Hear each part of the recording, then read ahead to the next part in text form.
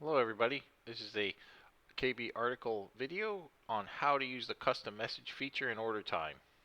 First we can click on our company name at the top, click profile list, and then custom messages. From here we can put a short name that we'll look up later. And in the template field I can type in my longer message.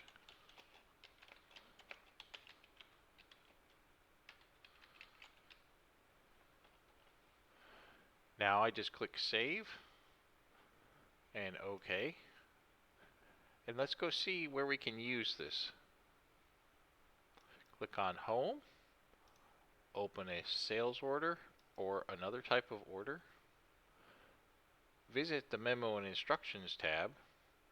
Click Edit on the memo field. Click into the memo field.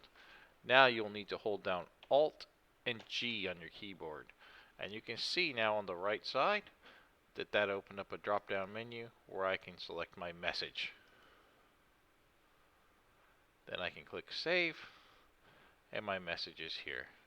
That's an easy way to create long messages and a short name to tag them, and then add them to your memo fields.